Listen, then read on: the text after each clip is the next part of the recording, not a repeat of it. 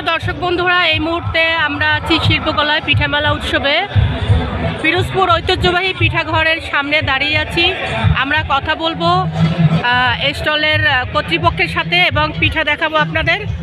এখানে কি কি পিঠা পাওয়া যাচ্ছে দেখেন দর্শক বন্ধুরা, মানুষ স্বাচ্ছন্দ্যে এটি গ্রহণ করছেন। আমরা তো ঢাকার মধ্যে অনেক ব্যস্ত থাকি, পিঠা তৈরি করা হয় না, সেক্ষেত্রে আমরা রেডিমেড পাচ্ছি এবং কিনে খাচ্ছি, সমস্যা হচ্ছে না আমাদের।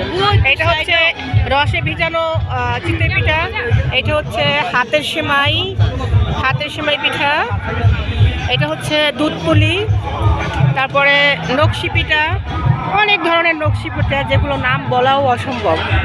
এটা হচ্ছে মিষ্টি দেওয়া মুখপুলি, পাটিসাপটা,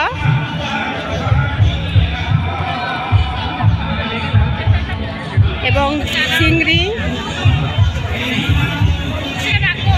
এবং আরও আছে হাঁসের মাংস পিঠা, বিভিন্ন ধরনের পিঠা, পাকুড়া। মানে এত সুন্দর করে সাজানো গোছানো, দেখতেও ভালো লাগে আর খেতেও সুস্বাদু।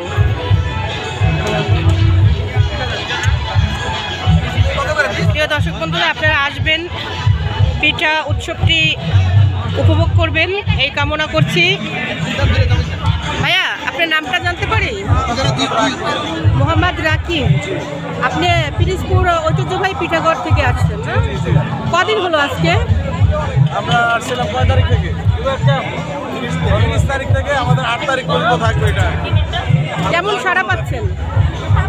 মানে আগের গত বছর যেরকম ছিল একটু কম, তার থেকে কম। কেমন বেচা বিক্রি কেমন হচ্ছে? মোটামুটি না? তো কম উপলব্ধি যে করতেছেন, কেন কম যে উপলব্ধি হচ্ছে? আগে তো গত বছর দোকান ছিল কম, এই বছর দোকান হচ্ছে বেশি। আগে লোকজনের চাপ বেশি ছিল, এই বছর লোকজন কম না? পাকুড়া 1 প্লেট। সেল কেমন হচ্ছে আপনাদের? মোটামুটি গত বছর তুলনায় তার অর্ধেক। সময়সীমা কি বাড়ানো হবে এরকম কিছু মনে হচ্ছে? ওই যেটা আছে 8 তারিখ পর্যন্ত, 8 তারিখ। ভাইয়া, আপনার নাম? মোহাম্মদ জুয়েল। একজন আপুও দেখতে পাচ্ছি পিরোজপুর ঐতিহ্যবাহী পিঠাঘরে। আপু অনেক সুন্দর করে পরিবেশন করে পিঠা দেন। এই যে গরম খাইলে এই জায়গায়, গরম খাইলে এই জায়গায়, গরম গরম। এই যে দেখেন আপু পিঠা দিচ্ছে, গরম খাইলে এই জায়গায়।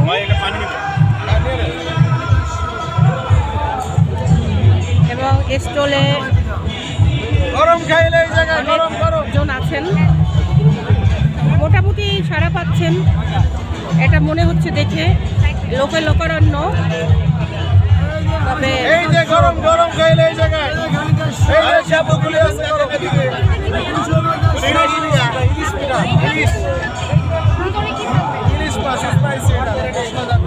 এই মুহূর্তে ভিডিওটি শেষ করছি। প্রিয় দর্শক বন্ধুরা, আপনারা 8 তারিখ পর্যন্ত পিঠা উৎসবটি চলবে, এর মধ্যে আসবেন, পিঠার স্বাদ উপভোগ করবেন এই আশা করছি। ধন্যবাদ সবাইকে।